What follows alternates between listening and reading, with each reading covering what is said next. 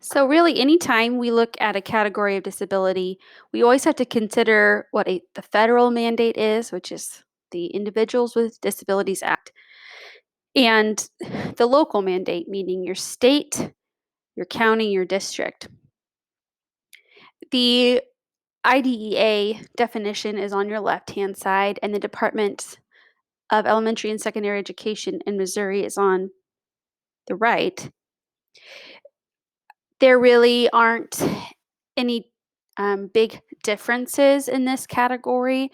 Um, the four areas that they both include would be um, that they have that one or more of these characteristics present, um, an ability to learn that cannot be explained by other disabilities, intellectual or sensory or health factors, inability to build or maintain satisfactory relationships, inappropriate types of behavior, general pervasive mood of unhappiness or depression, and that tendency to develop physical symptoms or fears associated with personal or school problems.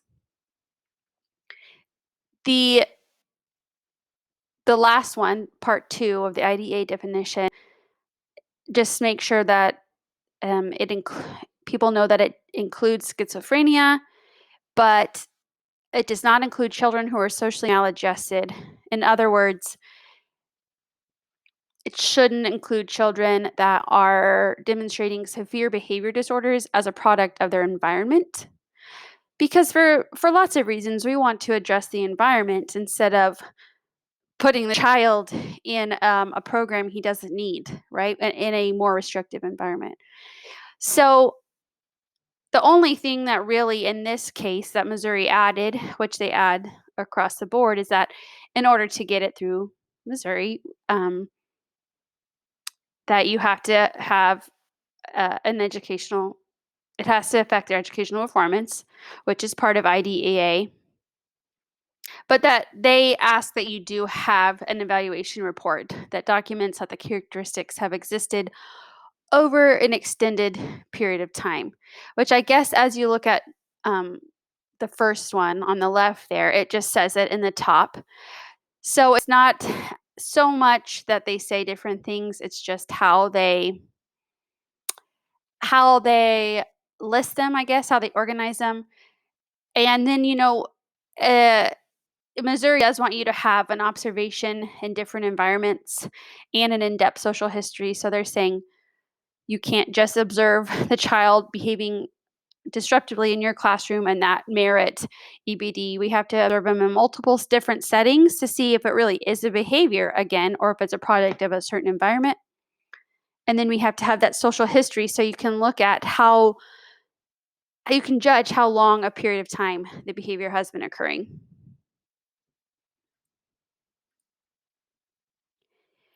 I looked up the data for Missouri, and I want to make sure you guys are aware that you can look this up too.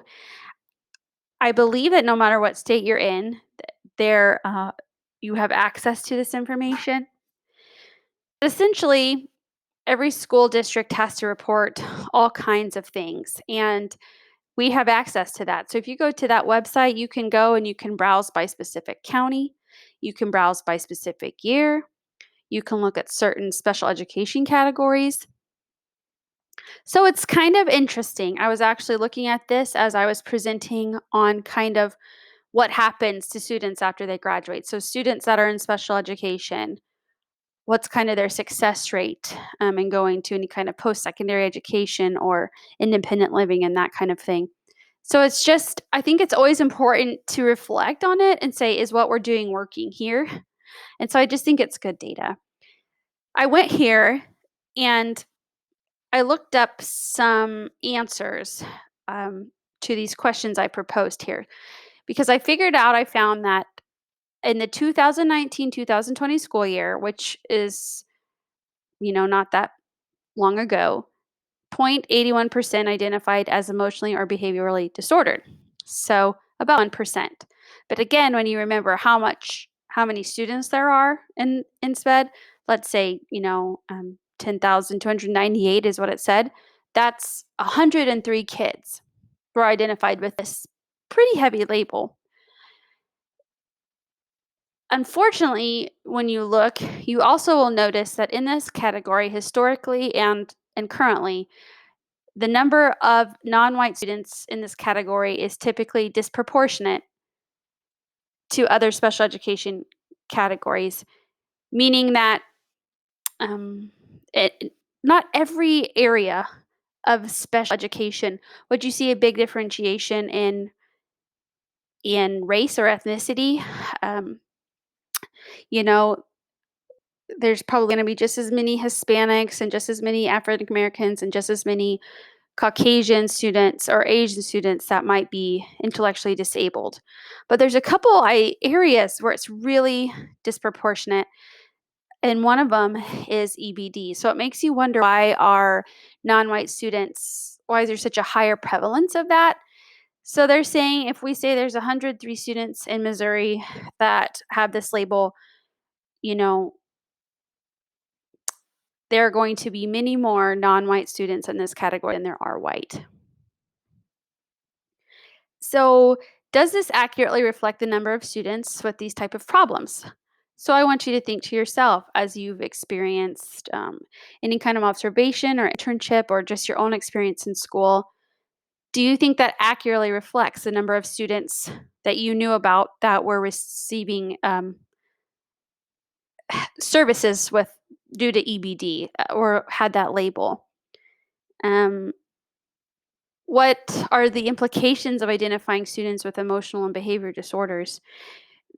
Longitudinal studies say that they just tend to have poor life outcomes. They have lower academic achievement and higher crime involvement.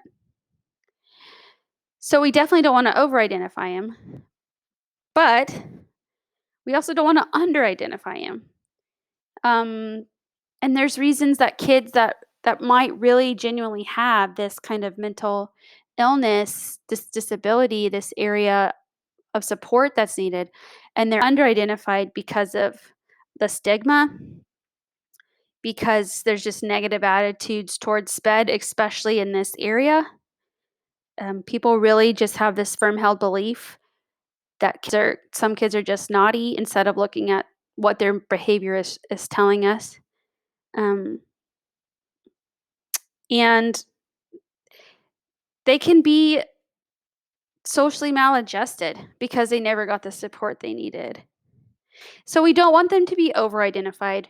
We don't ever want it to be the classroom, the identification, because someone says, well, what else do we do with them? But we certainly don't want to be afraid of it if it's appropriate. And so it's just a really delicate balance.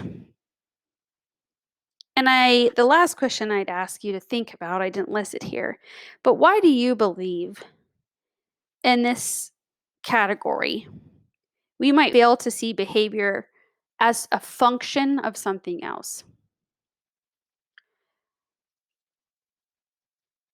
To bring that together, our last chapter we talked about autism spectrum disorder. And as more and more people understand autism spectrum disorder, they understand that many of the behaviors that are associated with disorder have a function. So it's not that they're weird, it's not that they're antisocial, it's not that they're naughty. It's that it's a message, it's a communicative act. All behaviors are messages. So why do we think that people in this category can't see a child's behavior, as disturbing as it is, as a function of something else? And I think it's just a hard thing to really reflect on it with inside yourself. It's really important. We always stop and pause about what our preconceived notions are before we point at someone else and accuse them of thinking this way. But it's part of what makes this particular area of disability really complex.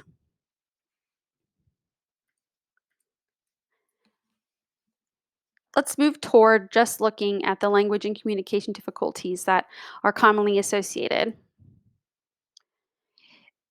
They Children in this category often present a comorbidity with ADD or an affective disorder, which is interesting to me.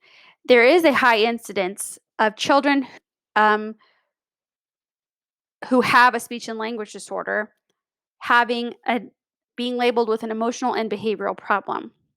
So we see that co-occurring. So in just speech, so that's your articulation kids that are working on sounds, this EBD occurred co-occurred in about a third of children.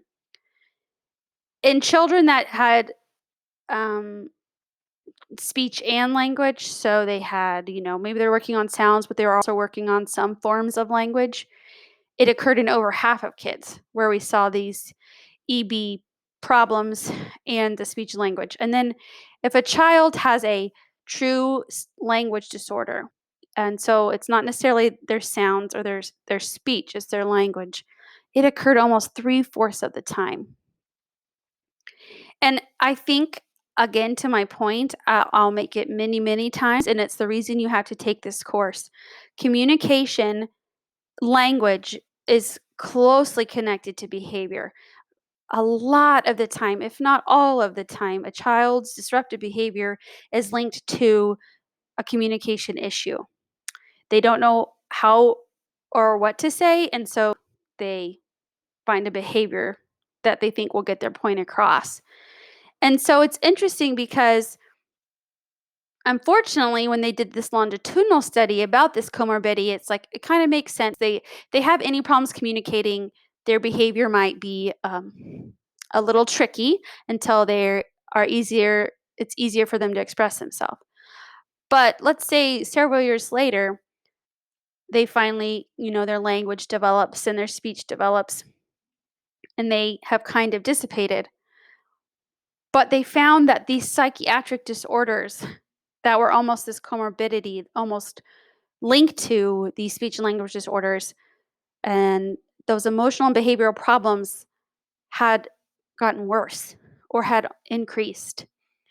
And so you just see the extreme value and the extreme need to work closely on speech and language skills in this population because we want, the sooner we can help them with that and the sooner we can decrease any of those emotional behavior problems that are associated with language, hopefully we can decrease the long-term effect of the psychiatric disorder that might come along with those communication difficulties.